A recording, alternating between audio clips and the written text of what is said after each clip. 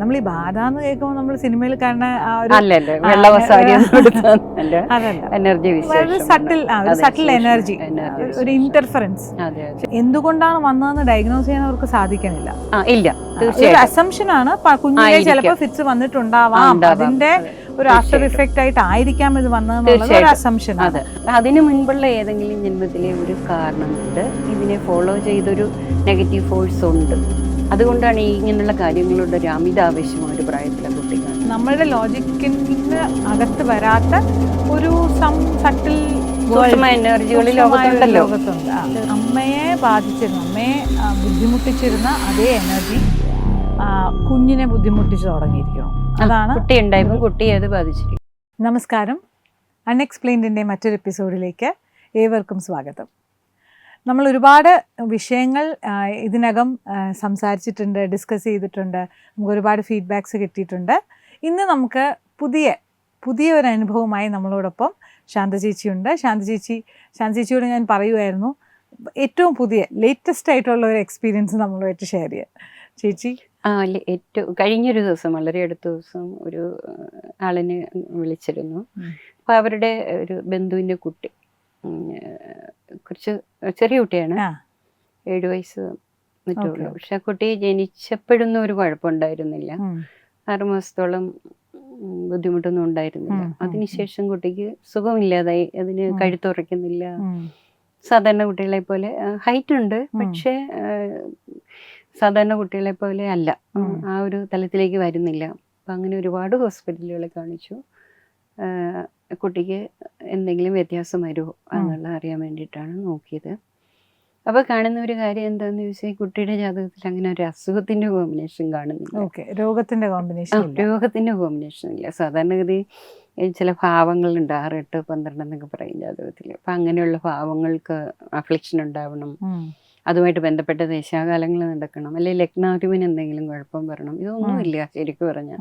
അപ്പം എനിക്ക് ഭയങ്കര അതിശയം, ഇപ്പം ഇതെന്താണ് ഈ കുട്ടി ഇങ്ങനെ, കുട്ടി വയ്യതനും സുഖമില്ല. അപ്പം അങ്ങനെ പിന്നെ വീണ്ടും സൂക്ഷ്മമായിട്ട് നോക്കുമ്പോഴാണ് ആ ജാതകത്തിൽ ഒരു നെഗറ്റീവ് ഫോഴ്സിന്റെ ഇമ്പാക്റ്റ് കാണുന്നുണ്ട്.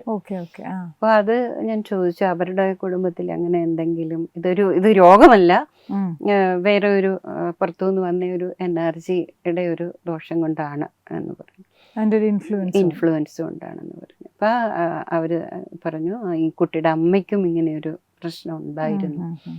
അപ്പോൾ അമ്മ ചെറിയ പ്രായത്തിൽ വളരെ ശക്തമായിട്ട് ഈ ഹൊറർ അല്ലെങ്കിൽ ഇങ്ങനെയുള്ള പ്രേത സംബന്ധമായിട്ടുള്ള സിനിമകൾ കാണുക, അല്ലെങ്കിൽ അങ്ങനെയുള്ള സ്റ്റോറീസ് കേൾക്കുക, അതിങ്ങനെ സെർച്ച് ചെയ്ത് കണ്ട് അതിനോടൊരു അമിത താല്പര്യമുള്ള ആളായിരുന്നു.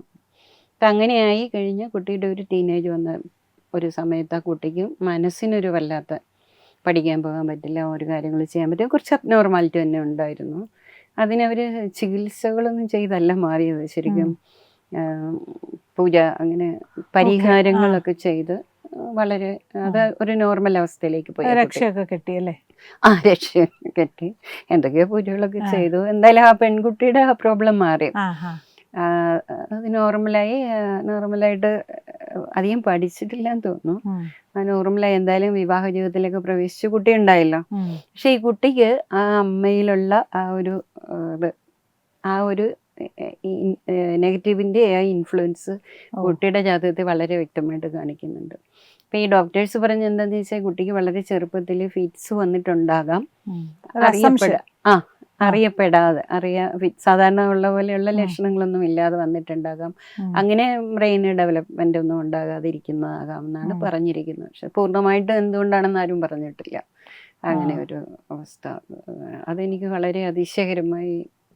അപ്പോൾ ഈ അമ്മയെ ബുദ്ധിമുട്ടിച്ചിരുന്ന അതേ എനർജി കുഞ്ഞിനെ ബുദ്ധിമുട്ടിച്ച് തുടങ്ങിയിരിക്കണം. അതാണ് കുട്ടി ഉണ്ടായപ്പോൾ കുട്ടിയെ അത് ബാധിച്ചിരിക്കുന്നു. ഓക്കെ, അപ്പോൾ ഫൈൻ. അപ്പം അപ്പോൾ ഈ പൂജ, ഇത് നമുക്ക് ശരിക്കും നമ്മളൊരു ലോജിക്കലി ആലോചിക്കുന്ന ഒരാൾക്ക് ബ്ലൈൻഡായിട്ട് വിശ്വസിക്കാൻ പ്രയാസമുള്ള കാര്യങ്ങളാണ്. തീർച്ചയായിട്ടും നമുക്ക് കാണാൻ പറ്റുന്നില്ല. നമുക്ക് മാനസിക പ്രശ്നം വരുന്നത് ഒരു സൈക്കോളജിക്കൽ പ്രോബ്ലം ആണ്. അതിലൊരു അല്ലെങ്കിൽ പുറത്തുനിന്നൊരു ഇൻഫ്ലുവൻസ് എന്ന് പറയണ കുറച്ച് പേർക്ക് ബ്ലൈൻഡ് ആയിട്ട് വിശ്വസിക്കാൻ സാധിക്കുന്നവരുണ്ട്. പക്ഷെ ബുദ്ധി ഒരു ലോജിക്കലായിട്ട് ആലോചിക്കുന്ന ആൾക്കാർക്ക് ക്വസ്റ്റ്യൻ ചെയ്യാൻ സാധ്യതയുള്ള ഒരു സാധനം. തീർച്ചയായിട്ടും. അത് മാത്രമല്ല എല്ലാ രോഗങ്ങളും ഇതുപോലെ അല്ല താനും. അതുകൊണ്ട് നമ്മൾ ഇതൊക്കെ പബ്ലിക്കായിട്ട് പറയാൻ തന്നെ ഒരു ബുദ്ധിമുട്ടുള്ള കാര്യമാണ്. കാരണം ആളുകൾ എന്തെങ്കിലും അസുഖം വരുമ്പോൾ അത് ബാധയാണ് എന്നല്ല, തീർച്ചയായിട്ടും അത് ഹോസ്പിറ്റലിൽ പോകാൻ രോഗത്തിന്റെ കാരണം കണ്ടെത്തുകയും ചികിത്സിക്കുകയാണ് ചെയ്യേണ്ടത്. പക്ഷെ ഇങ്ങനെയുള്ള കാര്യങ്ങൾ ലോകത്ത് നടക്കുന്നുണ്ട്. ഒരു നമുക്ക് നമ്മളുടെ ലോജിക്കിന് അകത്ത് വരാത്ത ഒരു സട്ടിൽ സൂക്ഷ്മ എനർജികൾ ലോകത്തുണ്ടല്ലോ. ലോകത്തുണ്ട്. തീർച്ചയായിട്ടും അതിന്റെ ഇൻഫ്ലുവൻസ് മനുഷ്യനെ പലതരത്തിലും രോഗങ്ങളായിട്ടും ബാധിക്കാറുണ്ട്. ഇതിനു മുൻപും പലതരത്തിലും അങ്ങനെ രോഗങ്ങൾ കണ്ടിട്ടുള്ളത്. എല്ലാ രോഗങ്ങളും അല്ല, വീണ്ടും വീണ്ടും പറയുകയാണ്, ഒരിക്കലും രോഗങ്ങൾ വന്ന അസുഖം അത് ചികിത്സിക്കുക തന്നെയാണ് ചെയ്യേണ്ടത്. പക്ഷെ ഇത് ഒരു കാരണവശാലും ഇങ്ങനെ ഒരു കാര്യം ഈ കുട്ടിക്ക് കാണാത്തത് കൊണ്ടും ഇങ്ങനെ ഒരു ദോഷം കാണുന്നത് കൊണ്ടുമാണ് അതിനെപ്പറ്റി അന്വേഷിച്ചപ്പോഴാണ് അമ്മയ്ക്ക് ഇങ്ങനെ ഒരു കാര്യം ഉണ്ടായിരുന്നു എന്നുള്ളത് പറഞ്ഞത്. അതിൽ വേറൊരു കാര്യം കൂടെ എനിക്ക് ഇൻട്രസ്റ്റിംഗ് ആയിട്ട് തോന്നിയത്, ശരിക്കും ഇവർക്ക് ഇത് എന്തുകൊണ്ടാണ് വന്നതെന്ന് ഡയഗ്നോസ് ചെയ്യാൻ അവർക്ക് സാധിക്കണില്ല. ഇല്ല, ഒരു അസംഷൻ ആണ്. കുഞ്ഞിലെ ചിലപ്പോൾ ഫിറ്റ്സ് വന്നിട്ടുണ്ടാവാം, അതിന്റെ ഒരു ആഫ്റ്റർ ഇഫക്റ്റ് ആയിട്ട് ആയിരിക്കാം ഇത് വന്നതെന്നുള്ളത് ഒരു അസംഷൻ ആണ്. അപ്പം കോമ്പിനേഷൻ ജാതകത്തില് രോഗത്തിന്റെ കോമ്പിനേഷൻ ഇല്ല. അപ്പൊ രോഗം എന്തുകൊണ്ടാണ് വന്നതെന്ന് ഡയഗ്നോസ് ചെയ്യാനും പറ്റുന്നില്ല, രോഗത്തിന്റെ കോമ്പിനേഷനും ഇല്ല. പക്ഷെ ഇതില് ഇങ്ങനെ ഒരു കോമ്പിനേഷൻ ഉണ്ട്, ഇങ്ങനെ ഒരു കോമ്പിനേഷൻ ഉണ്ട്. അപ്പൊ അങ്ങനെയാണ് അസ്ട്രോളജിക്കലി നമ്മൾ ഈ ഒരു റീസൺ ആണെന്ന് പറയാൻ. അവരുടെ കുടുംബമായിട്ട് വീട്ടിലുള്ള ആരെങ്കിലുമായിട്ട് ബന്ധപ്പെട്ടതാണോ എന്ന് ചോദിച്ചു വന്നപ്പോഴത്തേക്കും എനിക്ക് തന്നെ ഇത് ഡയറക്റ്റ് അവരോട് പറയാനൊരു മടിയാണ്, ഇത് ബാധയായിരിക്കും എന്നൊക്കെ പറയാനൊരു ബുദ്ധിമുട്ടുള്ളത് കൊണ്ട് ഞാൻ ചോദിച്ചു വന്നപ്പോ അവര് തന്നെ പറഞ്ഞു ഇങ്ങനെ അമ്മയ്ക്കൊരു പ്രോബ്ലം ഉണ്ടായിരുന്നു. നമ്മൾ ഈ ബാധ എന്ന് കേൾക്കുമ്പോൾ നമ്മൾ സിനിമയിൽ കാണുന്ന എനർജി സട്ടിൽ എനർജി, ഒരു ഇന്റർഫറൻസ്. ശരിക്കും നമ്മളുടെ ഈ ഒരു എന്താ പറയുക, വളരെ സ്മൂത്ത് ആയിട്ടുള്ള ഒരു എനർജി നമ്മളുടെ സിസ്റ്റത്തിൽ ഫ്ലോ ചെയ്യണേല് പുറത്തുനിന്ന് ഒരു എനർജിയുടെ ഇന്റർഫറൻസ് വരുമ്പോൾ ഉണ്ടാകുന്ന ഒരു അസ്വസ്ഥത. ഓക്കെ, അപ്പൊ ഇതില് ഇപ്പൊ അമ്മയ്ക്ക് ഉണ്ടായിരുന്നു എന്ന് പറയണു. അപ്പൊ ഈ അമ്മയ്ക്ക് എല്ലാത്തിനും ഒരു കാരണം, ഒരു റീസൺ ഉണ്ടാവും. പക്ഷേ കഴിഞ്ഞ ദിവസം കിട്ടിയത് അമ്മയ്ക്ക് ഉണ്ടായിരുന്നു അവര് പറഞ്ഞതാണ്. പക്ഷെ അമ്മയുടെ ഗ്രഹനില ഞാൻ ചോദിച്ചിട്ടുണ്ട്, അത് ഇതുവരെ കിട്ടിയില്ല. കഴിഞ്ഞ ദിവസമല്ലേ, അത് കിട്ടിക്കഴിഞ്ഞാൽ സൂക്ഷ്മമായിട്ട് അറിയാൻ പറ്റും. പക്ഷെ ഞാൻ മനസ്സിലാക്കുന്ന ഒരു കാര്യം, അമ്മയ്ക്ക് തന്നെ അത് ജനിക്കുന്നതിന് മുൻപ് തന്നെ ഉള്ളതാണ്. അമ്മ ജനിക്കുന്നതിന് മുൻപ് സൂക്ഷ്മതലത്തിൽ ഇരുന്നല്ലോ, ഒരു ജീവനാണല്ലോ പോയിട്ട് ജനിക്കുന്നത്. അതിനു മുൻപുള്ള ഏതെങ്കിലും ജന്മത്തിലെ ഒരു കാരണം കൊണ്ട് ഇതിനെ ഫോളോ ചെയ്തൊരു നെഗറ്റീവ് ഫോഴ്സ് ഉണ്ട്. അതുകൊണ്ടാണ് ഇങ്ങനെയുള്ള കാര്യങ്ങളുടെ ഒരു അമിതാവേശം ഒരു പ്രായത്തിലെ കുട്ടി കാണിച്ചു എന്നാണ് ഞാൻ മനസ്സിലാക്കുന്നത്. ആ ഗ്രഹനില കിട്ടിയാലേ എനിക്ക് ഉറപ്പായിട്ട് പറയാൻ പറ്റുള്ളൂ. കാരണം അതിന്റെ റീസൺ അതിലും ഈ കുട്ടിയുടെയും അമ്മയുടെയും ബാക്കിലെ ജന്മത്തിലായിരിക്കും. ഓക്കെ, ഇനി ഇപ്പം നമ്മളെപ്പോഴും പറയും ഇപ്പം അമ്മയുടെ ഇത് കുട്ടിക്ക് വന്നു. അപ്പം അതിൽ ഈ കുട്ടിക്ക് ഇങ്ങനെ ഒരു കർമ്മം ഉള്ളത് കൊണ്ട് ഈ അമ്മയെ സെലക്ട് ചെയ്തതാണോ? ഇത് കുട്ടിക്കുള്ള കർമ്മത്തെക്കാൾ കൂടുതലായിട്ട് അമ്മയുടെ കർമ്മമാണ്. അമ്മയ്ക്ക് ഈ കുട്ടിക്ക് ഇങ്ങനെ ഒരു ദുഃഖം വന്നിട്ട് അമ്മ ദുഃഖിക്കണം എന്നുള്ളത്. അമ്മയാണ് ഈ കുട്ടിയെ സെലക്ട് ചെയ്തിരിക്കുന്നത്. കുട്ടി ശരി ജീവൻ തീർച്ചയായിട്ടും കുട്ടിക്കും ഇങ്ങനെ ഒരു പീരീഡിൽ ഇരിക്കാനുള്ള ഒരു യോഗം ഉണ്ട്. എന്നിരുന്നാലും തീർച്ചയായിട്ടും നമുക്ക് യോഗമില്ല, നമുക്ക് ഒരിക്കലും ഒന്നും സംഭവിക്കത്തില്ല. പക്ഷെ കുട്ടിയൊന്നും അറിയുന്നില്ലല്ലോ, കുട്ടി അതുകൊണ്ടുള്ള ബുദ്ധിമുട്ടുകളൊന്നും അറിയുന്നില്ല. അതുകൊണ്ട് ഏറ്റവും കൂടുതൽ സഫർ ചെയ്യുന്നത് അമ്മയാണ്. അപ്പൊ അമ്മയുടെയാണ് ശക്തമായിട്ടുള്ള ഒരു കർമ്മം ഈ കുട്ടിയുടെ കാര്യത്തിൽ. അപ്പൊ അത് ആ ഒരു നിശ്ചിത പീരീഡ്, ആ കുട്ടി എത്ര കാലം ഇവിടെ ഉണ്ടാകുമോ അത്രയും കാലം അമ്മ അത് സഫർ ചെയ്യാണ്. കുട്ടി ഒന്നുമേ അങ്ങനെയുള്ള സംവേദനക്ഷമതയൊന്നും കുട്ടിക്കില്ല. അല്ല, ഞാനൊരു കാര്യം ചോദിച്ചു. ഇപ്പോൾ എന്തൊക്കെയോ പൂജകളും കാര്യങ്ങളും ഒക്കെ ചെയ്ത് ഇതിന് നമ്മളിപ്പം സയന്റിഫിക്കലി പറഞ്ഞ അട്രാക്ട് ചെയ്യുന്നതിന്റെ ഓപ്പോസിറ്റ് റിപ്പൽ ചെയ്തു, എനർജി റിപ്പൽഡായി. ഇതിനൊരു ടൈം ഫ്രെയിം ഇല്ലേ, ഇത്ര നാളത്തേക്ക് റിപ്പൽഡ് ആവുന്നുണ്ടോ? അതോ ഇതിങ്ങനെ ലൈക്ക് ഇപ്പോൾ ഈ ഒരു എനർജിക്ക് അമ്മയുടെ എനർജി ഇതുമായിട്ട് ഇന്റർഫിയർ ചെയ്യാത്തതുകൊണ്ടാണ് അമ്മയ്ക്ക് ഇപ്പോൾ പ്രോബ്ലം ഇല്ലാന്നിരിക്കണേ? പക്ഷേ അതെങ്ങനെ, വാട്ട് ഇസ് ദാറ്റ്? അത് ആ സമയത്ത് എന്തോ അവർ ചെയ്ത് ആ ഒരു കാരണം കൊണ്ട് ആ സമയത്ത് അത് അത്ര ശക്തമായിട്ട് അവരെ ബാധിക്കുന്നില്ല, അത്ര ശക്തമായിട്ട് ബാധിക്കുന്നില്ല. അപ്പൊ നമ്മൾ ഈ ചെയ്ത കാര്യത്തിന്റെ ഇഫക്റ്റ് നമുക്ക് എത്ര നാള് നിൽക്കും എന്നുള്ള അങ്ങനെ പറയാൻ പറ്റില്ല. അതിന് ടൈം ബൗണ്ട് ഒന്നുമില്ല. ചിലപ്പോ ഇത് നമ്മൾ ഒരു കാര്യങ്ങൾ ചെയ്താൽ പൂർണ്ണമായിട്ടും അതിൽ നിന്ന് മുക്തി വരാം, തീർച്ചയായിട്ടും അതിന്റെ പരിഹാര കാര്യങ്ങൾ ചെയ്താൽ പൂർണ്ണമായിട്ടും അതിൽ നിന്ന് മുക്തി വരാം. പക്ഷെ ഇത് തൽക്കാലത്തേക്കൊരു ശാന്തിയാണ്. ചില കാര്യങ്ങളൊക്കെ നമ്മൾ ചില ആളുകൾ ചെയ്യാൻ, അല്ലെങ്കിൽ ഇതുപോലെയല്ല പിതൃകാര്യങ്ങളോ എന്തെങ്കിലും കാര്യങ്ങളോ ഒരു പൂർണ്ണമായിട്ട് അവർ ചെയ്ത് മാറ്റത്തില്ല എങ്കിൽ തൽക്കാലത്തേക്കൊരു ആശ്വാസം, തൽക്കാലത്തേക്ക് ഇതിന്റെ ഒരു ഇൻഫ്ലുവൻസ് ഇത് പുറത്തു വരാനുള്ള കാര്യങ്ങളുണ്ട്. തൽക്കാലത്ത് അങ്ങനെയായിരിക്കാം അവർ ചെയ്തിട്ടുണ്ടാകുക. മാത്രമല്ല ഇങ്ങനെ ഒരു കാര്യം എന്ന് പറയുന്നത് ശക്തമായ കർമ്മങ്ങൾ കൊണ്ടാണ്. ഇപ്പം നമുക്ക് രോഗം വരേണ്ട പോലെ തന്നെ ഒരു കാര്യമാണ് ഇങ്ങനെ ഒരു നെഗറ്റീവ് ഫോഴ്സിന്റെ ഒരു ഇൻഫ്ലുവൻസ് നമുക്ക് ഉണ്ടാകുക, അല്ലെങ്കിൽ ശത്രുക്കളെ കൊണ്ട് നമുക്ക് ഉപദ്രവം ഉണ്ടാകുക. അത് ഉപദ്രവിക്കുക എന്ന് പറഞ്ഞാൽ ഇങ്ങനെ ചെയ്യുന്നതല്ല, അല്ലാതെ തന്നെ ഒരാളിപ്പം നമ്മളോട് വെറുതെ ഒരു അകാരണമായിട്ട് നമ്മളെ വേദനിപ്പിക്കുന്നു. അങ്ങനെയുള്ള കർമ്മങ്ങളൊക്കെ നമ്മൾ അനുഭവിക്കേണ്ടത് കൊണ്ടാണ് അത് വരുന്നത്. അതിനൊരു ടൈം പീരീഡ് ഉണ്ടാകും. അപ്പോൾ ആ ടൈം പീരീഡിൽ നമ്മളത് അറിയാനോ പറ്റില്ല, അല്ലെങ്കിൽ അനുഭവിച്ചു പോകും. പിന്നെ എപ്പോഴെങ്കിലും അതിൻ്റെ പരിഹാരം ചെയ്യുമ്പോൾ അത് പൂർണ്ണമായിട്ട് മാറ്റിക്കളയാനുള്ളതുമുണ്ട്, അതല്ലാത്തതുമുണ്ട്, അതിൻ്റെ ഇൻറ്റൻസിറ്റി കുറയ്ക്കുന്നതുമുണ്ട്. അപ്പൊ ഇതൊരു ശക്തമായ ഒരു കാര്യം തന്നെയാണ്. ഒരു കുഞ്ഞുണ്ടായിട്ട് ഇങ്ങനെ ദുഃഖിക്കുക എന്നുള്ളത് തീരുമാനിക്കപ്പെട്ട കാര്യമാണ്. അപ്പോൾ കുട്ടിയിലൂടെ അമ്മയെ ബുദ്ധിമുട്ടിക്കുക എന്നുള്ളതാണ്, കുട്ടി അനുഭവിക്കുക എന്നുള്ളത്. അതിനൊക്കെ എന്തെങ്കിലും കർമ്മങ്ങൾ അമ്മയ്ക്ക് പാസ്റ്റിലുണ്ടാവും. അപ്പൊ ഇത് ഇനി നെക്സ്റ്റ് ലൈഫിലോട്ട് ക്യാരി ഫോർവേഡ് ചെയ്യാതിരിക്കണമെങ്കിൽ അതുകൊണ്ട് തീരുമല്ലോ, തീരാം. അതാ ഞാൻ ചോദിക്കണേ. കാരണം ജനിച്ചപ്പോ തന്നെ കൂടെ വന്നിട്ടുണ്ടാവാം എന്നൊരു പോസിബിലിറ്റി പറഞ്ഞതുകൊണ്ട്, അപ്പൊ ഈ ജനിച്ചപ്പോ തന്നെ കൂടെ വന്ന സാധനം അടുത്തത് അങ്ങനെയല്ല, ഇതൊരു കർമ്മം ഈ ഒരു കർമ്മം അനുഭവിക്കുക എന്നുള്ളതല്ലേ ഉള്ളൂ.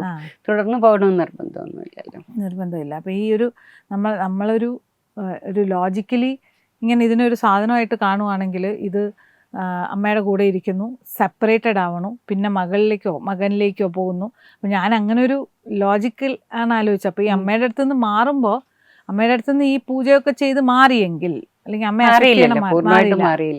മാറിയിട്ടില്ല, ഇമ്പാക്ട് കുറഞ്ഞു മാത്രമേ ഉള്ളൂ. ഓക്കെ, ഇനി ഇത് മാറ്റാൻ പീരീഡ് കഴിയുമ്പോഴാണ് അത് പൂർണ്ണമായിട്ടും മാറുക.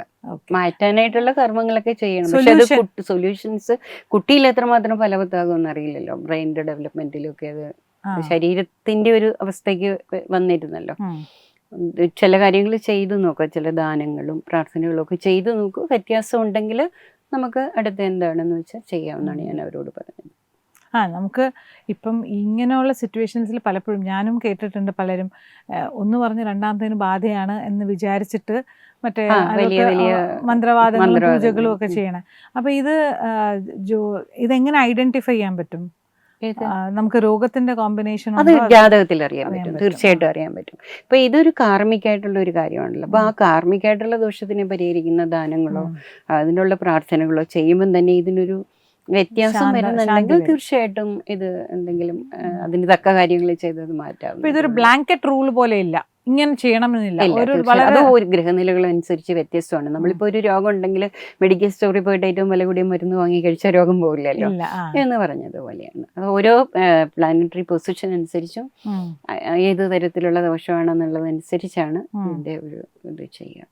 അപ്പൊ ഈ കുഞ്ഞിന് ഒരു കർമ്മം ഉള്ളത് കൊണ്ടായിരിക്കുമല്ലോ തീർച്ചയായിട്ടും ഒരു പീരീഡിൽ വന്ന് ഇവർക്ക് ഇങ്ങനെ ഒരു ദുഃഖം കൊടുക്കാൻ ഒരു നിമിത്തമാകുന്നു. കുട്ടി ദുഃഖമൊന്നും അനുഭവിക്കുന്നില്ല. ഇതിന് മുമ്പ് പലപ്പോഴും നമ്മൾ ഡിസ്കസ് ചെയ്തിട്ടുള്ള ഒരു ആസ്പെക്റ്റുമായിട്ട് എനിക്ക് ഇതിനൊന്ന് കണക്ട് ചെയ്തതാണ്. അതായത് പലപ്പോഴും പറഞ്ഞിട്ടുണ്ട്, നമുക്ക് ഇങ്ങനെ ഒരു ദോഷം ഉണ്ടെങ്കിൽ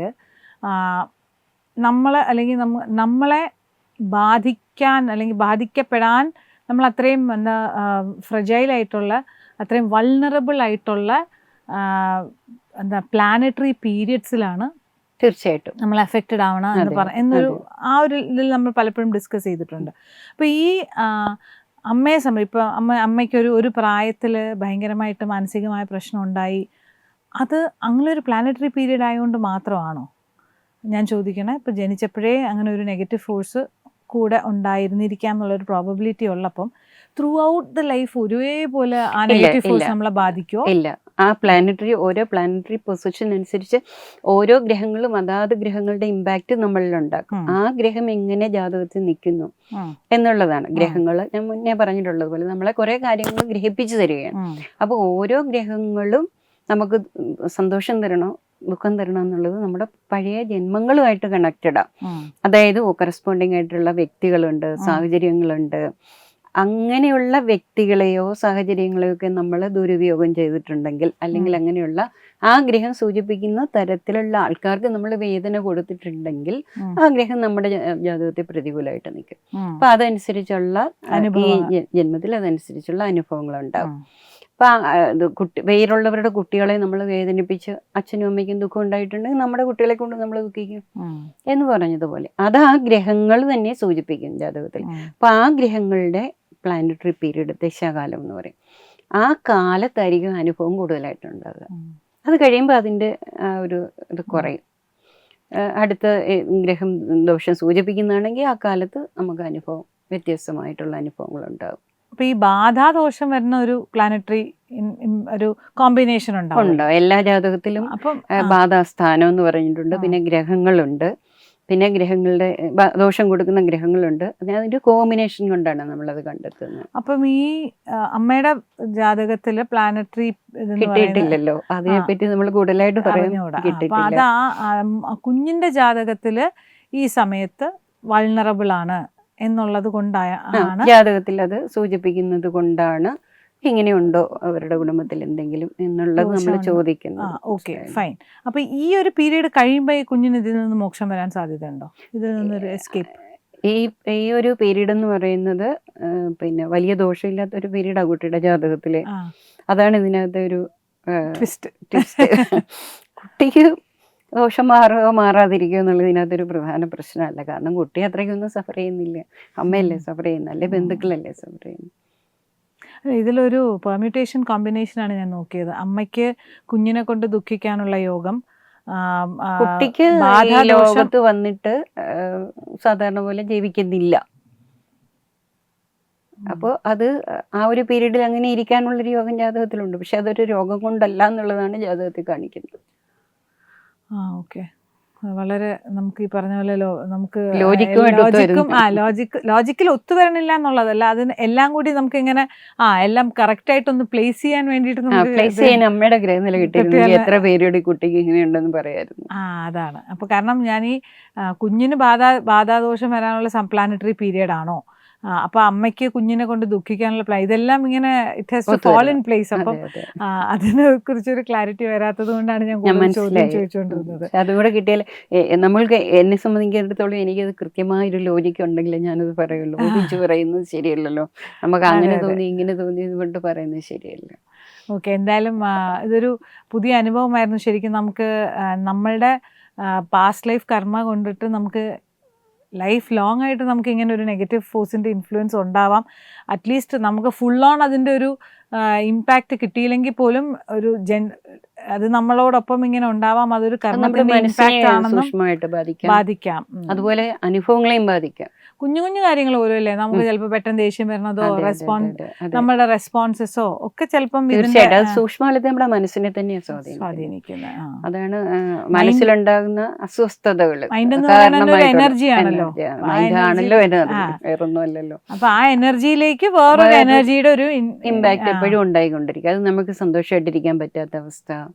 ചിലര് അതേപോലെ തന്നെ ചില വ്യക്തികളുമായിട്ടുള്ള ഇതുപോലെ അസുഖങ്ങളൊന്നുമല്ല, ബന്ധങ്ങളിൽ ബാധിക്കാം. ചില പ്ലാനറ്ററി പീരീഡ് ഒക്കെ മാറുമ്പോൾ വ്യക്തികൾ തമ്മിലുള്ള ബന്ധങ്ങളെ വളരെ പിന്നെ ദോഷകരമായി ബാധിക്കുന്നതാണ്. അതാ ഇതിലുള്ള ഒരാളിന്റെ ആരെങ്കിലും ഒരാൾ അവരുടെ മനസ്സിനെ ഇതുപോലുള്ള നെഗറ്റീവായിട്ടുള്ള കാര്യങ്ങൾ ബാധിച്ച് മനസ്സിൻ്റെ ഒരു ഇംബാലൻസ് ഉണ്ടാകുന്നത് കണ്ടിട്ടുണ്ട്. അപ്പോൾ അത് ഇതിന് ഒരു എനിക്ക് വേറൊരു കാര്യം, ഒരു മെഡിറ്റേറ്റ് ചെയ്യുന്ന ആൾക്കോ അല്ലെങ്കിൽ പലപ്പോഴും സൂര്യ നമസ്കാരത്തിനെ കുറിച്ച് ഭയങ്കര ഹൈലൈറ്റ് ചെയ്ത് പറഞ്ഞിട്ടുണ്ട്. അങ്ങനെ ഒരാൾക്കൊരു കുറച്ചുകൂടെ സ്ട്രെങ്ത് തീർച്ചയായിട്ടും ഇത്ര അധികം ബാധിക്കത്തില്ല കർമ്മം ഉണ്ടെങ്കിലും. കർമ്മം അത്രയ്ക്ക് ഈ കർമ്മം അതൊരു വലിയ ചോദ്യമാണ്. ഇങ്ങനെയുള്ള കാര്യങ്ങൾ ചെയ്യാനും കൂടെ ഒരു യോഗം വേണം. നമ്മളെപ്പോഴും പറയുന്നൊരു കാര്യമുണ്ടല്ലോ, ഒരു പശുവിനെ ഒരു കയറൊക്കെ കെട്ടി ഒരിടത്ത് ഒരു മരത്തിൽ കെട്ടിയിട്ടാൽ ആ കയറിന്റെ ചുറ്റളവിൽ അതിന് യാത്ര ചെയ്യാം, വേണമെങ്കിൽ മരത്തിന്റെ ചുവട്ടിൽ ഇരിക്കുകയും ചെയ്യാം എന്ന് പറയുന്നത് നമ്മുടെ ഡെസ്റ്റിനി. അതെ, ഫ്രീ വിൽ. അപ്പൊ നമ്മൾ കിട്ടിയിരിക്കുന്ന ആ ഫ്രീ വില്ല് നമ്മൾ ഉപയോഗിക്കണം എന്ന് കരുതി ഉപയോഗിക്കാതിരിക്കുകയും ചെയ്യും ചിലപ്പോൾ. അതിനാണ് ഗ്രേസ് വേണം എന്ന് പറയുന്നത്. അനുഗ്രഹം വേണം. ഈശ്വരാധീനം ഉണ്ടെങ്കിൽ തീർച്ചയായിട്ടും ആ ഒരു ഇതുകൊണ്ട് ഇതിനെ ഒരു പരിധിവരെയൊക്കെ നമുക്ക് തടയാൻ പറ്റും. ഓക്കെ, അപ്പോൾ പുതിയ വളരെ ഇൻട്രസ്റ്റിംഗ് ആയിട്ടുള്ള എൻ്റെ ബുദ്ധി കൊണ്ട് ഇങ്ങനെ ഞാൻ കുലങ്കഷമായി മനസ്സിലാക്കാൻ ശ്രമിച്ചുകൊണ്ടിരിക്കുന്ന ഒരു രസകരമായ എന്ന് പറയാൻ പറ്റില്ല, വളരെ കൗതുകകരമായ ഒരു അനുഭവമാണ് ഇന്ന് ചേച്ചി നമ്മളോട് പങ്കുവച്ചത്. ഇനിയും ഇതുപോലെയുള്ള അനുഭവങ്ങളുമായി ചേച്ചി നമ്മളോടൊപ്പം ചേരും. ചേച്ചി, താങ്ക് യു.